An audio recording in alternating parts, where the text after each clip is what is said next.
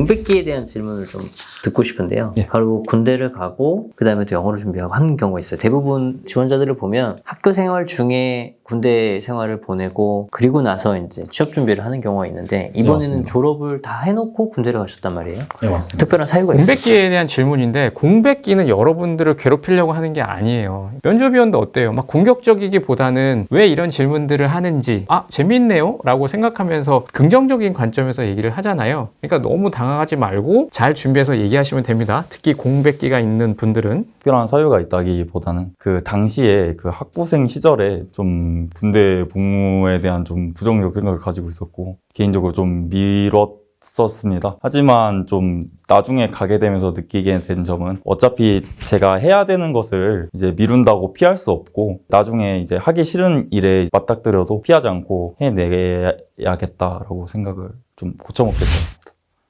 그 인생에서 가장 좀 어려웠던 어떤 경험, 그걸 잘 극복한 사례가 있으면 어떻게 극복을 했는지, 또 그 극복을 하기 위해서 어떤 노력을 하셨는지 한번 말씀해 주십시오. 예, 말씀드리겠습니다. 예, 저의 학부 2학년 시절의 경험을 말씀드리고 싶습니다.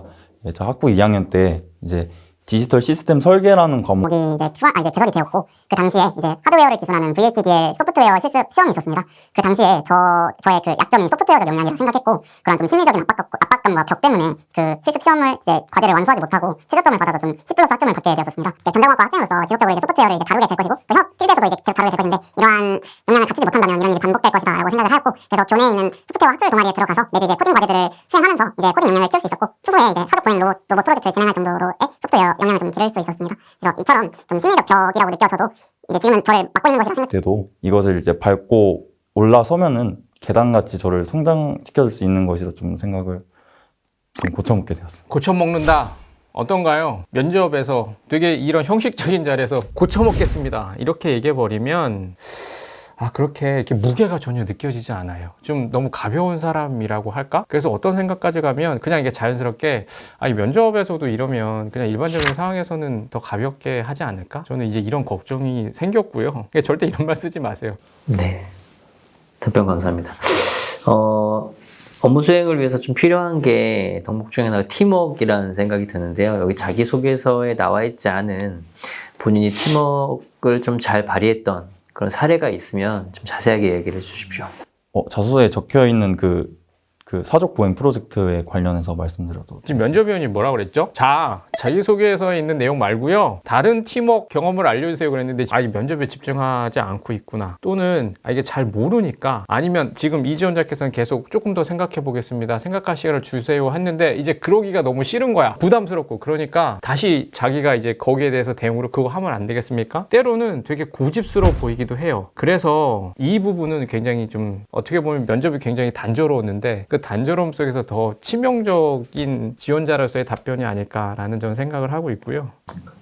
그것 이외의 것으로 말씀해 그래서 주십시오. 말하잖아요. 그 외의 거요. 예, 잠시 생각해 보겠습니다. 근데 또 생각한대요. 그러니까 제가 생각하기엔 지원자께서 이 답을 한 번 더 하기 싫으니까 또 부담스러우니까 그렇게 얘기하신 것 같은데 좋지는 않아요.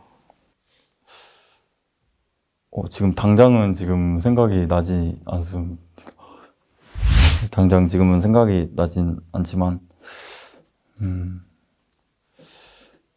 생각이 진짜 안 날 수도 있죠. 그리고 지원자를 뵈면 진짜 생각이 안 나시는 것 같아요. 어떻게 보면 면접이 원하는 대로 흘러가지도 않았고 계속 어려웠고 이제 그러다 보니까는 또 당황도 하고 그러다 보니까 이제 생각을 하려도 잘 안 되는 상황이 됐다. 이게 표정 같은 거 보시면 잘 아실 수 있을 것 같고 팀워크라는 것 꼭 너무 어렵게 생각하지 않고 내가 아닌 다른 사람들과 같이 무언가를 하는 건 진짜 많아요. 생각보다. 대학을 다니던 고등학교를 다니던 그래서 이거 하나만 있을 리는 절대 없다고요. 생각하면 되게 많은데 지금처럼 면접에서 계속 이렇게 스트레스가 쌓이거나 어떤 압박감들이 쌓이면 나도 모르게 패닉이라고 하는 상태에 빠질 수가 있어요. 그냥 팀워크에 대해서 진짜 괜찮은 거 좋은 거 이렇게 생각하지 말고 내가 정말 다른 사람하고 하면서 뭔가 되게 어려웠지만 그래도 뭔가 둘이 해가지고 뭔가 나은 결과를 만든 것들 이런 것들에 대해서 좀 가볍더라도 저는 오히려 얘기해 주는 것들이 있었으면 좋지 않을까라는 생각이 들고요. 다른 질문 하나 드려보겠습니다. 학업을 포함해도 되고 학업 외적으로도 좋아요. 가장 잘하는 것 3가지 정도만 한번 말씀해 보실래요?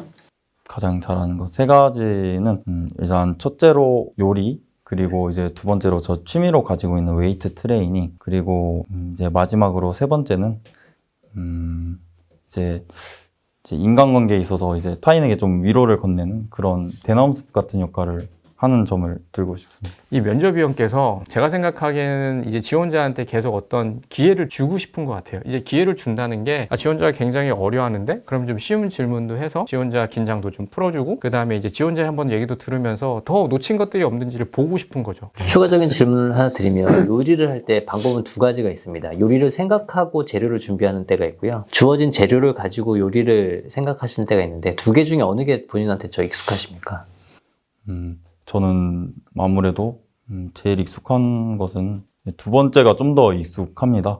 그 이유는 예, 그 이유는 아무래도 저희가 이제 가족들이랑 같이 생활을 하고 이제 취준생 기간이다 보니까 집에 혼자 있는 시간이 많았습니다.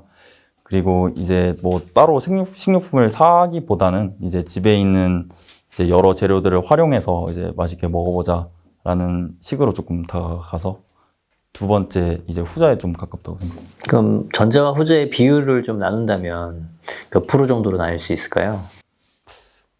그래도 제가 정말 원하고 먹고 싶은 음식이 있을 때는 이제 첫 번째 방식대로 하기 때문에 거의 한 2대8 정도인 것 같습니다. 아까 처음에 말씀드렸죠.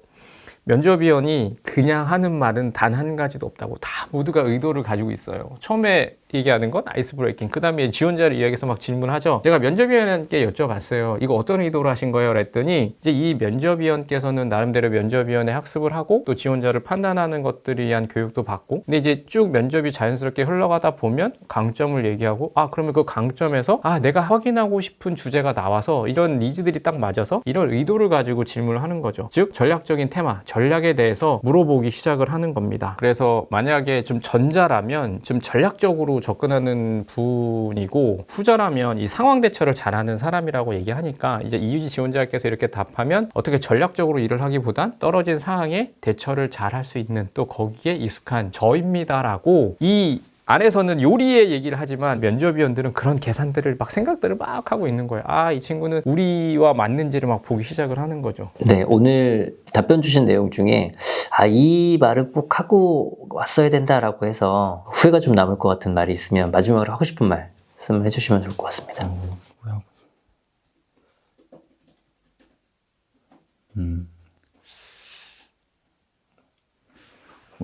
잠시 생각해 보겠습니다. 예, 말씀드리겠습니다. 일단 면접관님들의 이제 질문에 대해서 이제 최대한 답변하려고 노력을 했는데 이제 저의 좀 전달 역량 부족으로 저의 역량을 좀 전달을 충분치 못하게 한 점이 되게 아쉽게 생각을 합니다. 하지만 아쉬움은 있지만 그래도 후회는 없는 면접이었던 것 같습니다. 그래서 늦은 시간까지 저의 좀 부족한 저를 이렇게 경청해 주시고 저 안에 있는 역량을 좀 깨워주시려고 이렇게 질문을 해주신 것에 대해 되게 영광스럽게 생각하고 감사하게 생각합니다. 아니 전달 역량이 부족하다고 생각했으면 그게 모여서 지금 내가 그게 부족해서 이런 것들을 전달을 못했으니 이렇게 전달을 드립니다라고 더 구체적으로 얘기를 해야죠. 여기에 제한 시간이 있는 것도 아니고 전 표현력이 없어서 못했습니다. 끝. 아니죠. 내가 표현력이 있어서 아까 이것들을 표현하고 싶었고 아까 이런 것들하고 이거 부족했는데 저 이런 말 하고 싶었어요를 얘기를 여기서 해줬어야죠. 이거는 포기예요. 포기.